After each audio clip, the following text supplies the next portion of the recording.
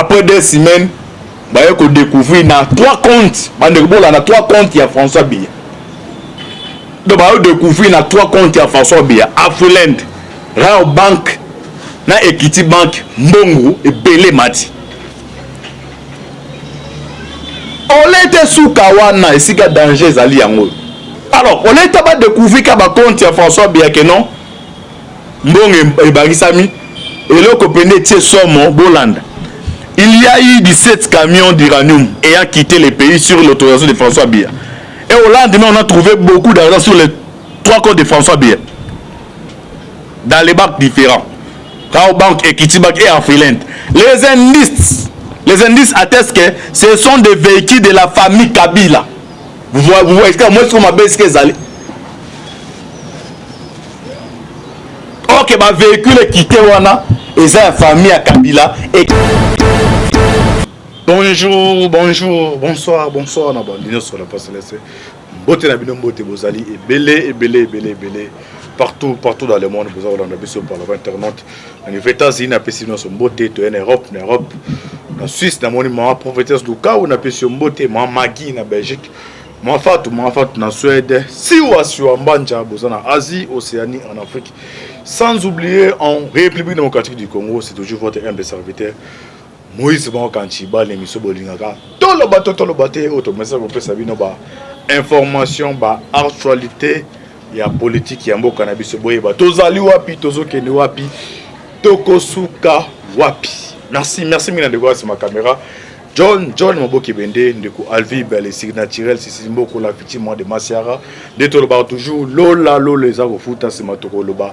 Zamba Botoko Zoye wapi. Bo s'abonner massivement. Pour nous continuer à avoir des informations en temps réel. Processus électoral de Komi Wapi. Kadi Mazal en volontaire au sein ça m'a pris en 2023 ou pas. Ni sa finance. À ce moment IGF Balandela Seni. Na débit à déjà. Nous y a détourné mes ailes. Est-ce que ça sous moto tu repères confiance bien bateau pour sauver l'église catholique basée na raison. Tu limbo la bise bino awa. 40e anniversaire à IDPS Ekani. Basu pouvoir 3 ans yango. Na lito balita qui na pouvoir basu. Nini ba porter na peuple congolais. Et ça basi to limbo la biso na bino dossier à coup d'état suite. Et ça continue to komeli wapi.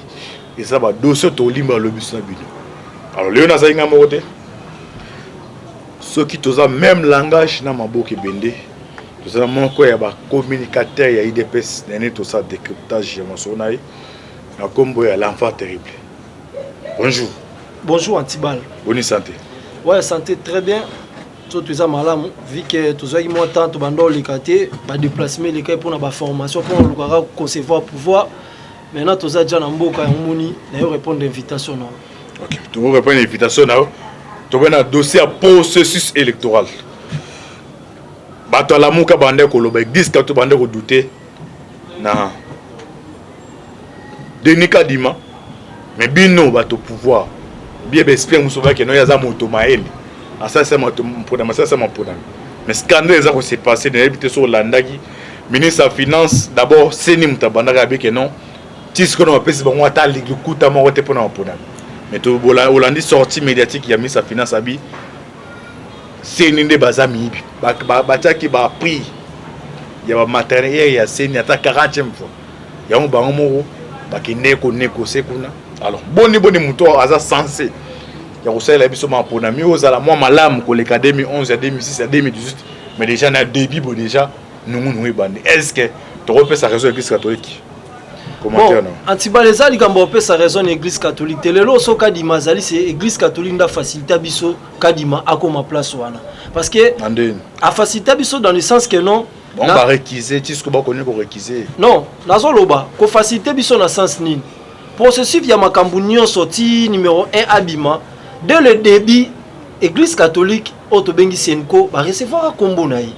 Kondima wandimi kombo ne ba komi ko kata ti ba moniteur mais aki choix na bango te mais choix ya 6 églises oyo e aki ko représenter pour bango ba kuya nde kadima abima wana za ba débat mo déjà oyo toleka yango inti to banda ko répéter parce que kadima aza déjà wana en ce qui concerne makambo lobi ministère ya finance et puis côté ya Seni pour meza ya makambo lo mo ngana expliquer batu d'abord donc est plus mingi politique omoni commission électorale nyonso ya pays et travaillaka sont toke pena na droiture et travaillaka na président oyoyo azana tête à pays et puis likambo etali maponami bato bolanda nga il faut bayeba keno maponami ezaka makambo na biso ya katsa wate maponami ezaka domaine moko international ezokipe ba appui nini oyo président actuel azana on a niveau ya communauté internationale parce que o biso to sala ngane ezaka ba formalité maintenant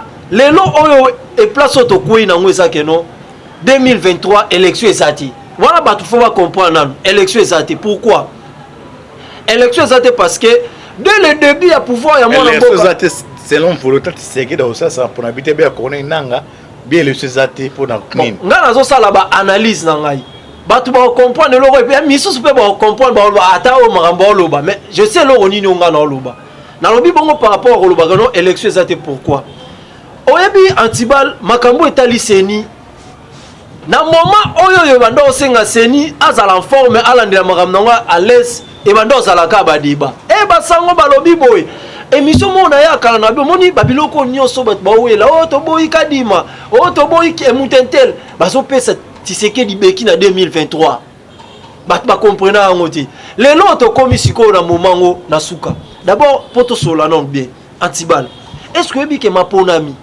mutu asala keno mbongo ya financement ya maponami ekangama pendant mandat mobimba ezaka premier ministre soto ke la coalition ya FCC cash bozu ministre o wana kenda levé mukongo akoba so botuni akangaka combien oyo atika pona kopesa commission électorale mais mine boso la propagande que non na kesa l'état mbongo comme belé comme non propagande ya kesa l'état mbongo comme belé batu baromona propagande wana na mikolo ekoya et là on dit que ça la pour muta c'est la fausse water il a déjà ezalaka les congolais bas na informé 5 ans autres lobango ezali 5 ans l'église catholique ba tchanga tembete église église catholique ça trop politique siko politique nga ça les ndenga sima mabe ko luko bimisa mabe OK yende vrai mutu mabe nga na hôtel sabatu biso zaka ministre a finance muta parachine il y a IDPS OK era lobi que non Seni ba dirigeant Seni actuel ba dika dima baza crédit beta 5 na IG balandela bango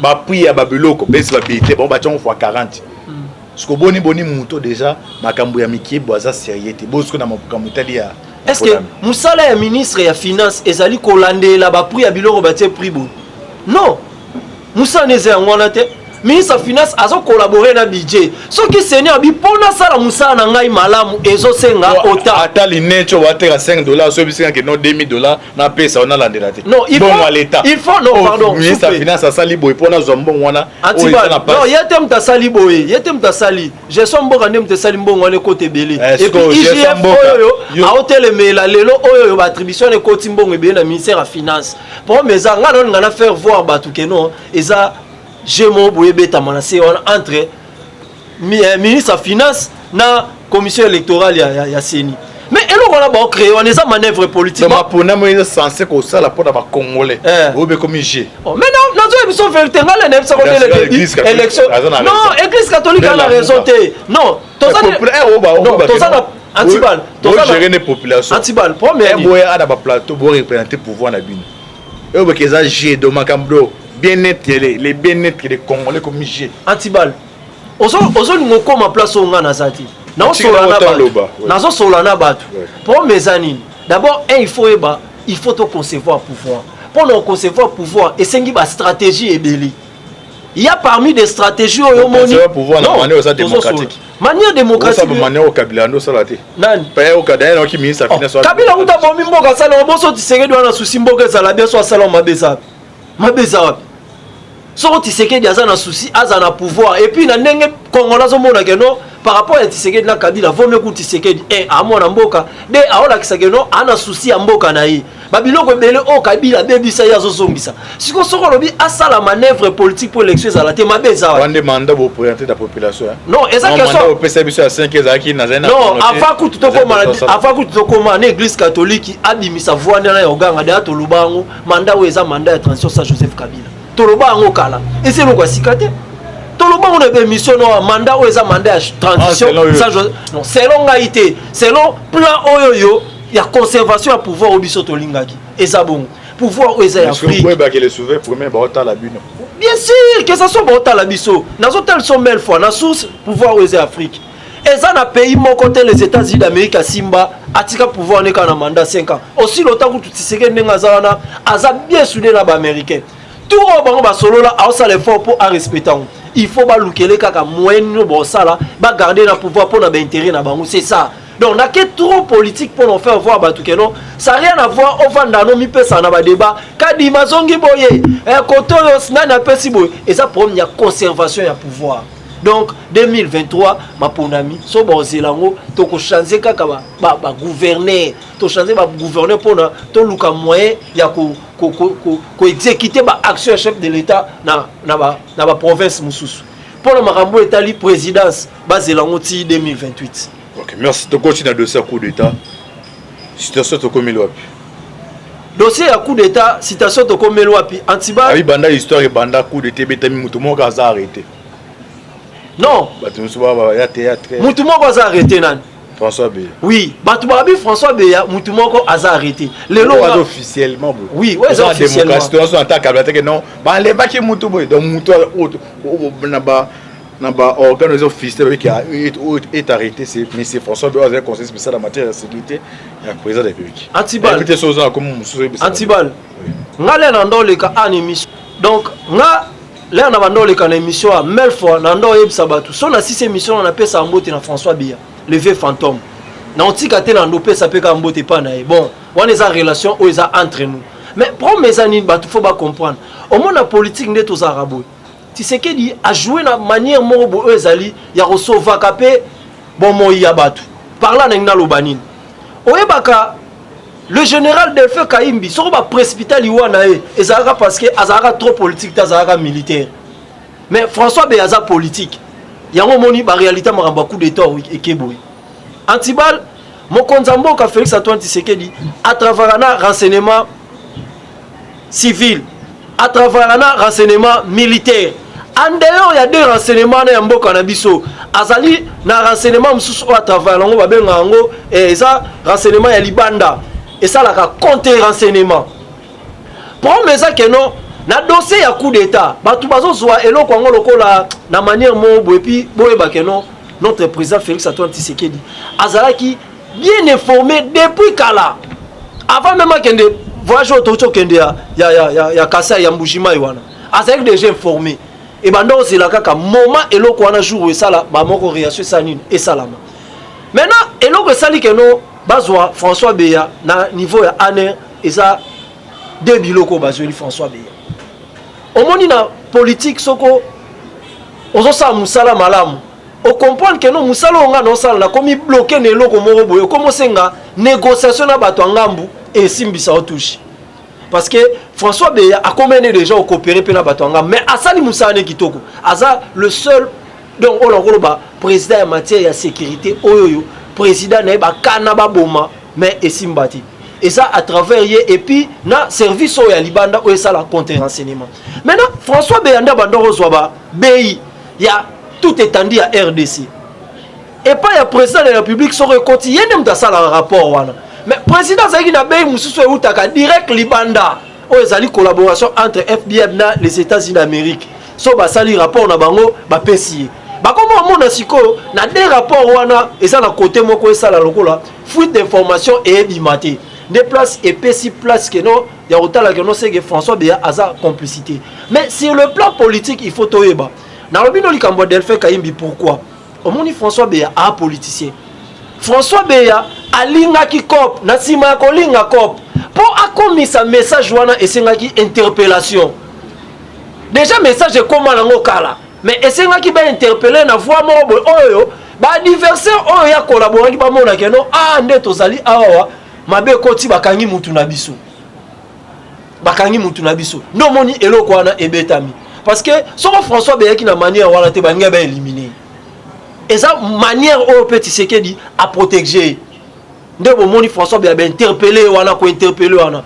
politique au monde antibal politique ena makambo ebele surtout politique au monde mboka Félix Antoine Tshisekedi ba adversaire na ye baza puissant et puis ba simbami na communauté internationale ba pays za peu puissant na monde déjà ko concevoir pouvoir na biso toloba kango même les États-Unis d'Amérique acto à sala topé eloko à sala ya contrôler Grand Lac et ça là que non pouvoir ya Congo et ça la protéger maintenant etikali sur le plan renseignement ndo moni François Béa, lelo oyo akwei place oyo esengaki akwea. Mais pour na dossier non mokonza mboka insécurité sope non bani basala boy.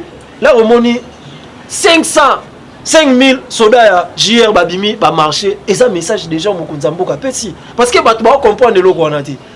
Bazela Tshisekedi asala déclaration boyete pour na makambo etali coup d'état wana. Tshisekedi déjà répondre ba dongolo missionnaire sur le niveau communauté internationale. Après ce message on a dévolé. Premier message après si il y a niveau communauté internationale, deuxième message après si na niveau ya awa la RDC. Là bon monde Tshisekedi atamboli donc avant midi mobimba atamboli na car ya yemoko na volant. O ezate ko ba moto. Oui. Bandeko ba kufa na S bandeko ba kandeko ba kufa na S ya tamba Lamborghini. Oh mais ça combien? Et ça combien? Car ils ont moins de 40 000 $. Et ça combien? Kabila paya car Mercedes a tout blindé aya nango babela aya jour aya nango ngakati. Na ça même la vidéo a. Au fungola ngona ngakati. Ba oganga guys, ba oganga ngakati. Obi to blindé na so ezala. Bino boza pona copier ya mabe. Non, to copier ya mabe te. Biso to suis assez pour no laksa bolingo mboka. Congolais et comment nango diabo ba ele lo mo ya mabe ba tie commentaire ebele yango congolais mesa nango. OK, c'est pas ça. Kabila somba limu asomba nini karo ni na mukio ba rôle soit mikeo et ça combien ana ona kingakati est-ce que yebike et ça na ba Kawasaki mususu Kabila tambo ngo tele matena moto Tshisekedi awa sombion moto kaka ya dépiner Kabila tambo ngo mona lati kasa ko kenongo ba Kawasaki ona bino boye pas les peuple d'abord autour Kabila te. Non, on peut exemple parce que Kabila a dit ça. On a qui bino passe bon ba Kabila zam Kabila. Donc vous êtes venu pour corriger. Antibal. C'est comment copier donc ça dit. Non, biso to copier te nazo ça. Non, raison. Nalingi Kabila Keino Kabila Keino c'est ça ndenge moko. Antibal. Kabila boye Kabila ça mais boye pour na corriger. C'est que on ça pour Kabila den. Yo ça les peuple d'abord. Bon, si tu veux corriger Kabila, donc tu sais que dans son véhicule il y a 35 000 $. Tu peux corriger Kabila. Et tout le monde tourne dans la question que non, tu sais que dans son camion il y a cher. Dans son personne sur exemple, Azali, le seul président au Banda Congo et Banda, au Azamutaba sentiment avant de pouvoir attendre mon bakara cher. Ouais, par la vidéo, tu sais que dans ça là, na pétinia, ça t'aime, ça va policier, tous ont dans l'opposition pour l'objet, tous ont beaucoup, tous ça la binobosa. En d'autres, mon cara combien? Est-ce que Karane a moins de 50 000 $? Non, bah, il faut pas comprendre. Bino, bah, communicateur, topé, bah, journaliste. Il faut que tu aies le peuple, oh, bah, na communication, il y a diabo. Et non, qu'on soutenir, la question de tout, non, le peuple d'abord, attends, mon cara, et ça, moto, et ça, moins de 40 000 $. Il y a un émission, Kabila, Tambona, bah, Kawasaki, bah, 80 000 balles, moto, il y a dépiné. Non, il y a l'obé, là. Les lots, tu sais que tu as moto, kako eza mutuka moto, on a 35 000 $, ndekomi makelele. Non, on est allé à faux débat. On est à biloko ba communicateur à Mike balunga ba ko ça peuple pour l'intérêt na bango. Réalité on est yeba na sima. Hein? Tout ça IDPS antibal. Souci na biso ezali peuple congolais ayeba. Tu sais que dit azalo ko la mutunyo so azalo ko la président nyonso. A ko c'est la sentiment oyaye. Et puis ba ba mo na poto ya mutaba leaks. Leaks za bango bangi sa réalité même ba wote na biloba loba. Non. Na mona jour sur na réseaux sociaux ba tie montre siko ngani lati na montre bu ya cher bu yebisa ngai oya lo balanga ke no to yibi mbongo mboka pona lata montre non eza mutu mususu a gestionner mbongo ne pas sombelo moins cher pour la fierté na c'est ça 40e anniversaire à IDPS ni no bakongana ba retenir ni no bon ça vous en pouvoir ni no interpeller ba contrepartie ben afati moko na sigolo sko plateau tie émission aussi là ngana ki merci. D'abord, et là on a ligné les Congolais va retenir par rapport à Mituna Nyonso au Antibal à Tuninga Aor. Les Congolais va retenir que non pouvoir ya Congo et ça pouvoir Moroboui et Simba Mara la communauté internationale. Félix Tshisekedi Obomo na ndinga za na notre président azana ba allié na la communauté internationale au Basimbi. nazoke na bino na ba détail malin mais tina suka na question o asuki singa ya 40e anniversaire ya IDPS ni di oyo IDPS sali o ba congolais ba retenir malgré tout les belé to sali ignorance et ça prompté pouvoir na biso il faut to lukato concevoir en pour to concevoir pouvoir na biso et c'est nga fo to za na esprit mo bo o ezali très douce par rapport ya ba jeu de l'air ndenge e kendi to suka ina antibala pour hôtel Sabino que non par rapport ya coup d'état bomoni mokonza mboka ba soda JR babimi ba marché pour soutenir toujours chef de l'état et après mokonza mboka atamboli presque na ville ya Kinshasa sans sécurité na ebisi bino eza message momba o mokonza mboka pesi mokonza mboka alobaka na ba manière rebelle d'abord na niveau ya communauté internationale pour oluka osala coup d'état na kati ya mboka na biso awawa esengaka il faut oluka ba allié moko pembeni ya pays na biso soko moni soda oyoyo aza ya mboka atelemi pour a marcher à soutenir chef de l'état donc azon pe sa message déjà na communauté internationale oh ba contactaka bango pour basala coup d'état ke biso to sala eloko wana te parce que sotali ba coup d'état nyonso eleki na Afrique et ezala kaka ba garde républicain ndem bakanga président to mona ki na mboko nini na Guinée bakanga président kaka na ba garde na ye colonel kaka ya tout na ye a se programmé comme président après te serment pe lelo to komi boy même mandenge carte nge salama awa siko oya biso awa ba kasable ndenge zaeki ba comprenez que non à travers armée na biso et simbate pourquoi na kati ya armée garde présidentielle nde azalaka donc na facilité au sala coup d'état wana bango ba beteke eloko wana na 14e région militaire o wapi quelques généraux na lobango na la voie céleste 14e région militaire za na quelques généraux ba nga ba beta coup d'état na beta nga fa ba 2 mois lelo oyo et c'est réalisé et loko siko eboma ibango za nini soki bazaki même moral na général Christian Tiwewe nde bomona ka président za libanda na Tiwewe nga pesa ordre koto buboki ou soit François Beya aina RTNC allez Tshisekedi datika libanda mboka pemba mo kangami en otage par la communauté internationale otala mundela zaka so amoni bobetelo na bino soki ye azaki na sima nango te asala tout akoisa mais soko za sima nango au moins rabu apprendre acte bonga bo ara TV5 koto RFI bubu babeti ko makambo ya mindele kuna bavandi bo ça va yo comme oningo vanda na to beta no carte et kindebo mais nzamba sungi pourquoi yango na ndo ebisa batu dès le début Tshisekedi a eu pouvoir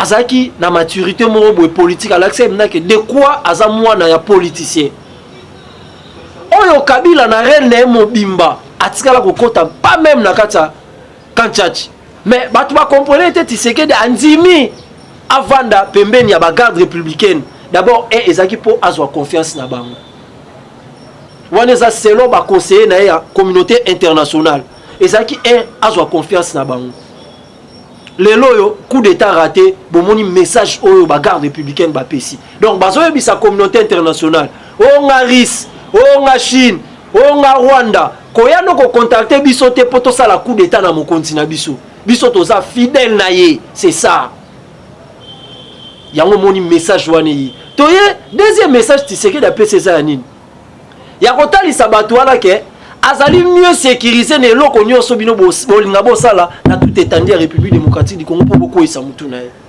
donc là bomoni président atamboli bongo azana apesi confiance na sécurité na ye parce que président de la République azaloko a bébé président ba yebisaka ya chef de l'état maintenant moment ko faut ko ta douche ya programme eza boloto okende boloto okebo c'est ça donc là bomoni président abimi na batu na ye apesi bango confiance dans mokonzi to tambola na yo otambola yo mona vola na ka mutuka décapotable donc batu ba mona yo na ville ya Kinshasa pour otalisa batu keno yo na biso toza même moral c'est ça eloko ba bengi la fraternité donc koto yo armée etalise keno toza fidèle na yo il pas l'accident que non naza fidèle nabino. Maintenant c'est communauté internationale ne va reprendre acte si ko bataille babi ah donc so biso to sa muto coup d'état ça rien à voir toya wana poto luka poto ozanga muto contacter pour eloko wana le cas facile et ça la rare et passer par garde républicaine et après wana bomoni mokonza mboka kei basangani bango nyoso Grand Lac et pas Sassou ba o moni ba yete o moni ayete ye wana ndendoki donc ezaki manière hôtel sabatu keno communauté internationale azo préparé et le roman contre Tshisekedi et contre ba président tout ya Grand Lac à travers Masanabiso oyoyo so risa o luka so kishina o luka mboko eza na facilité bandini ba collaborer et ça Rwanda yango moni gagame abo tia makolo mais eloko na yebisa bino bokanga data lelo avec les États-Unis d'Amérique allié na ende ba komo luka batele nzube na bambeto États-Unis d'Amérique a luka apaiser à ça l'effort soko relation même ba Chine wana tiba olinga ba pa Tshisekedi ah et comme asiko likambwa ndenge to ba gagna et comme na ba condition na pouvoir les arabongo bokangelo la fa terrible web sabino et comme na ba condition non Chine et bon ça va ton dimi gagna aux conditions ça que non to lisu au protéger muto te botika to lâcher na pouvoir kendi so wa kei biso na mnoto sali partenariat et comme abongo donc elo Tshisekedi abeti bango yango wana donc pour lancer ça lelo ezaki 40e anniversaire ya IDPS au wapi ba papa na biso ba parlementaire le 13 parlementaire babongi sara pour lelo to beta histoire ya IDPS to lelo na émission to kabolaki journango eleki na losambo la méditation esami na Notre-Dame le secrétaire général Augustin Kabuya na PC Bambote place azali na moment annoncé émission aza na Notre-Dame azo sambela elongo na bandeko nyonso o baleka na IDPS akeko senga pe susu nzambe merci na ndenge parti et du pouvoir malgré tout ba difficulté makambu nyonso tout mais en ce qui concerne banda biso du pouvoir ndenge antibala tikenga aobi pour la bila d'abord il faut comprendre que nos bilans liboso na mboka na biso eza état de droit parce que yango déjà poumon ya RDC nyonso c'est passé na RDC pour ekoma malamu il faut état de droit ezala malamu pourquoi on dit état de droit ezala malamu toloba makambo etali ba guerre mondiale sur le plan commerce toloba makambo etali ba guerre mondiale sur le plan armé sur le plan politique tout. Mais dans la République démocratique du Congo, problème, il y a justice. Justice n'est et ça la rakeno. Makambu nyon soto pe institution nyon so simba na Congo te et simbati. Soto que sur le plan économique. Ben investir babo ya na mboka na biso pourquoi ba yebi mboka na biso justice ezala raté. Ande ono ya guerre. Ba yebi ke mboka na biso justice ezate. Mundelo mona so na mboka na ngana investir na mboka na bon ça nga ba aventure na député bon ça nga ba aventure na ministre bon ça nga ba aventure na un généraux donc naza la place na ko fondé te vaut mieux na luka nga pays mususu yango moni ça ba investir ba ya na mboka na bisoti mais le lot grâce à notre président Félix Antoine Tshisekedi grâce à le 13 parlementaire au batika idéologie le lot mokonza mboka azo mema yango ba investir ba ko moya na mboka na biso batu musu ba investir ba ya mema kambo e changer te non et l'on tout avant et simba ba préparer même biloko so ngolia yango bien il faut lamba ngo bien ebela yango moni lelo ba investir ba ko moya na mboka président a signé ba contrat tout monde qui délégation à Pepsi et ya kiawa ba délégation ba société RN ye ba makambo ebele les deux et loko esala que no mboka na biso évoluer te ezali guerre pays où eza na guerre émergence ezala te pourquoi ba pays mususu babanga ko ya osala peut-être ko investir na mboka na biso même ba individu auta la mboka ni na guerre lobi kuna no ya na mbongo na ngabwe ba pesi ngale te etandi moko na intérieur o nga bitumbe koti ba piller ngai parce que ba tout faut pas comprendre que non et loko ezongisa biso sima ya makasi ezalaka pillage Mobutu aya azongisi mboka na biso sima na pillage Kabila le père aya na guerre a contrôler pays abandi opesa droiture moko boye mais aboyaki collaboration na communauté internationale ne mema place mimi Kabila ya mwana ye akei kopesa pays na biso na bato balukaka intérêt na bango intérêt ya pays te soto ke na Europe eza plus mingi ba européen ba français bango balukaka intérêt na bango mboka na te kufa baza te bango bazwa soto ke na niveau ya ba grande puissance eza Chine bango ba kabongo donc Kabila ke akaba pays kuna na mupanzi ya Chine